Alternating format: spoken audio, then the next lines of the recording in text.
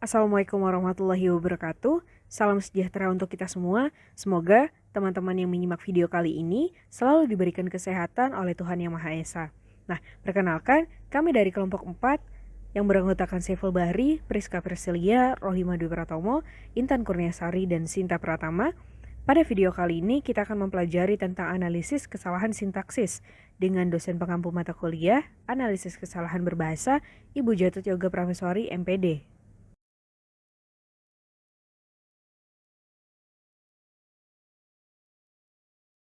Pada materi analisis kesalahan sintaksis kali ini, kita akan mempelajari tentang 1. Pengertian sintaksis, 2. Analisis kesalahan sintaksis, 3. Contoh analisis kesalahan sintaksis.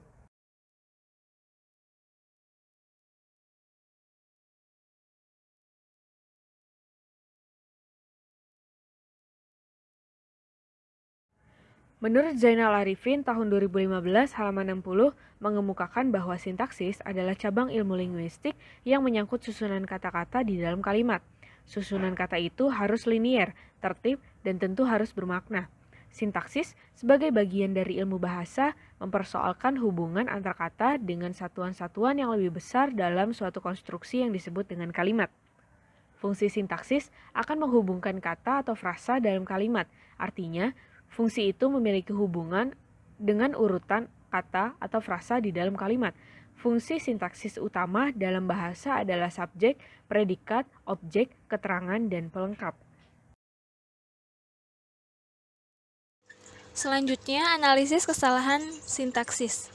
Kesalahan sintaksis atau sintaksis error yakni ketidakmampuan penerjemah menampilkan makna atau pesan bahasa sumber yang dicirikan oleh kesalahan urutan kata atau word order dan penyimpangan dalam pemakaian struktur frasa, klausa, dan kalimat. Kesalahan berbahasa dalam tataran sintaksis adalah kesalahan struktur frasa, klausa, kalimat, dan ketidaktepatan penggunaan partikel. Tarigan 1988 sampai 1999. Kesalahan sintaksis ialah kesalahan yang berhubungan dengan bidang tata kalimat yang menyangkut urutan kata, susunan frasa, klausa, kepaduan, dan logika kalimat.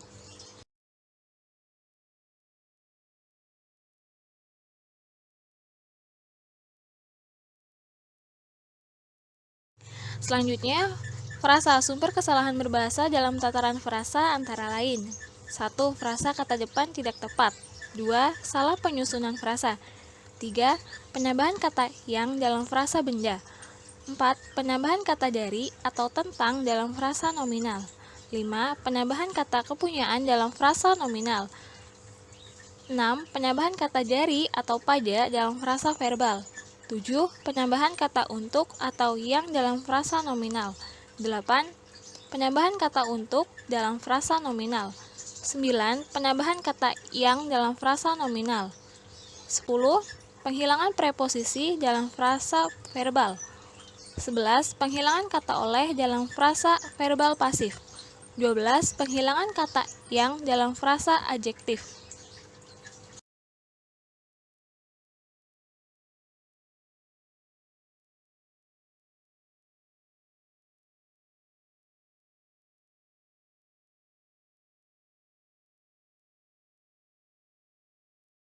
Lalu, klausa. Sumber kesalahan berbahasa dalam tataran klausa antara lain: 1. Penambahan preposisi di antara kata kerja dan objek dalam klausa aktif. 2. Penambahan kata kerja bantu adalah dalam klausa pasif. 3. Pemisahan pelaku dan kata kerja dalam klausa pasif. 4. Penghilangan kata oleh dalam klausa pasif. 5. Penghilangan preposisi dari kata kerja berpreposisi dalam klausa pernyataan. 6. Penghilangan kata yang dalam klausa nominal.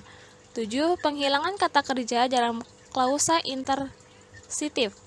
8. Penghilangan kata untuk dalam klausa pasif. 9. Penggantian kata daripada dengan kata dari dalam klausa bebas. 10.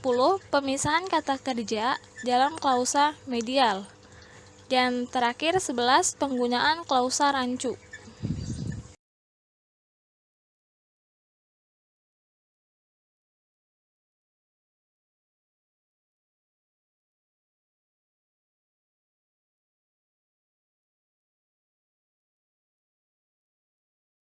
Selanjutnya ada kalimat.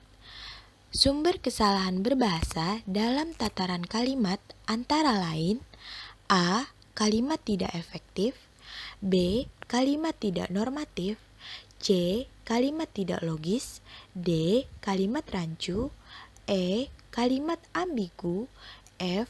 Kalimat pengaruh struktur bahasa asing.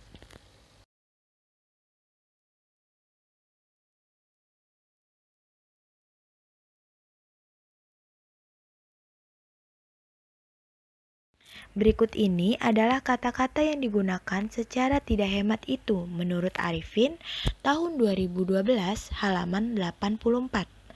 Yang pertama, sejak dari. Yang kedua, agar supaya. Yang ketiga, demi untuk. Yang keempat, adalah merupakan. Yang kelima, seperti dan sebagainya.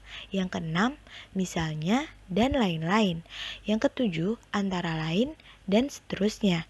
Yang delapan, tulus ikhlas. Yang kesembilan, apabila makna. Yang kesepuluh, walaupun namun. Yang kesebelas, karena sehingga. Yang kedua belas, namun demikian.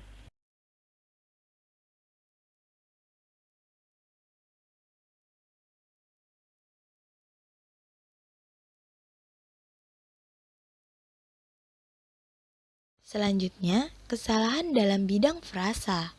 Kesalahan berbahasa Indonesia secara sintaksis ditinjau dari bidang frasa meliputi kesalahan yang diakibatkan penghilangan preposisi, penggunaan superlatif yang berlebihan, dan penggunaan preposisi yang tidak tepat.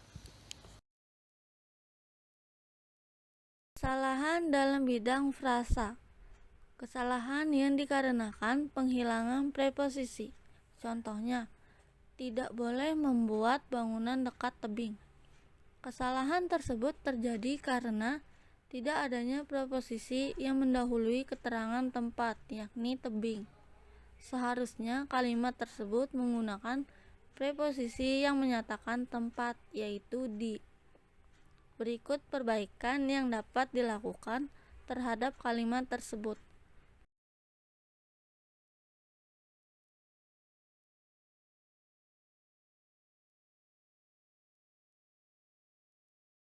Selanjutnya, kesalahan adanya penggunaan superlatif yang berlebihan. Contohnya yaitu, bencana alam sangat merugikan sekali. Kesalahan tersebut terdapat pada kata sangat dan sekali.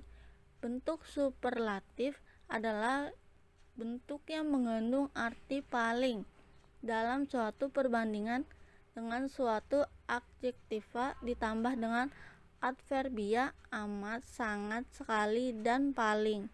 Jika terdapat dua adverbia yang digunakan bersamaan dalam menjelaskan adjektiva pada sebuah kalimat, maka terjadi kesalahan penggunaan bentuk superlatif yang berlebihan.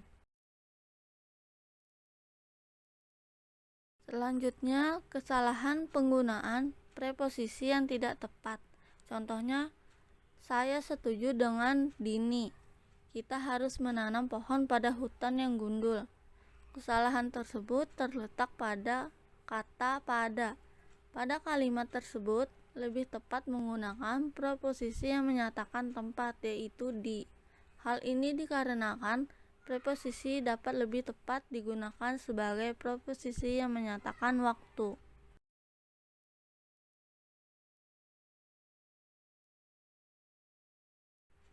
Selanjutnya, kesalahan berbahasa yang terjadi dalam bidang sintaksis, khususnya klausa.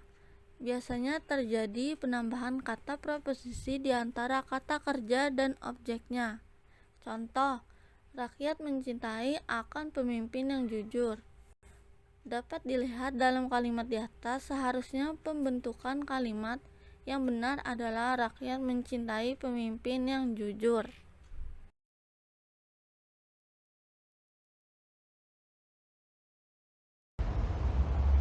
Oke, yang selanjutnya di sini saya akan menjelaskan tentang kesalahan dalam bidang kalimat.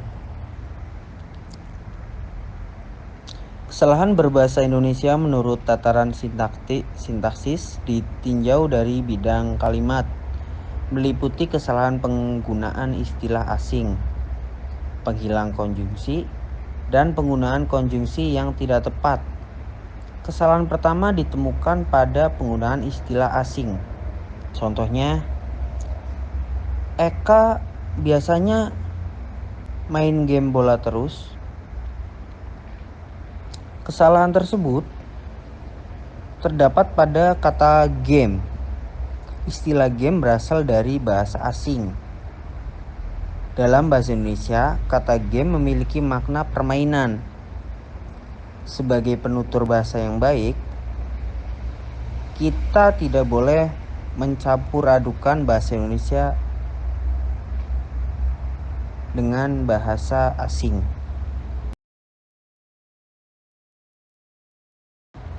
Yang selanjutnya, musim panas yang panjang, Bu, jadinya hutan kering mudah kebakar. Kesalahan penghilangan konjungsi sering kita temui dalam pemakaian bahasa sehari-hari. Justru penghilangan konjungsi itu dapat menjadikan kalimat tersebut tidak padu atau bahkan tidak efektif. Contoh yang kedua, banjir itu karena hujan gede, terus banyak sampah dibuang ke kali, jadinya banjir. Kesalahan tersebut terdapat pada kata jadinya, yang dianggap sebagai kata hubung oleh penutur.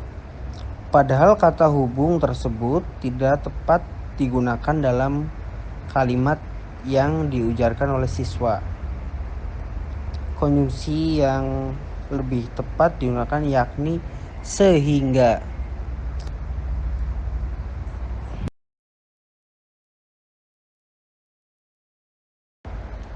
Oke, yang terakhir saya akan bacakan simpulannya.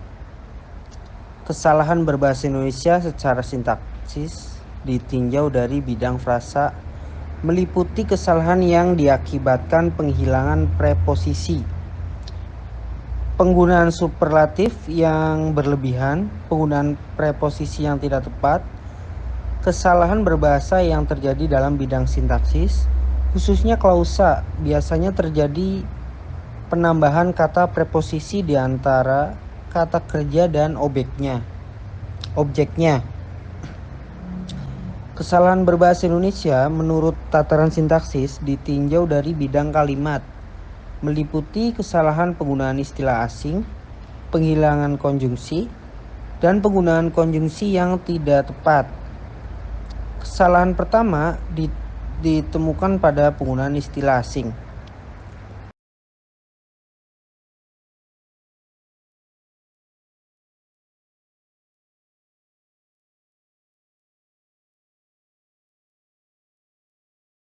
Sekian dari kelompok kami, kurang lebihnya mohon maaf. Wassalamualaikum warahmatullahi wabarakatuh.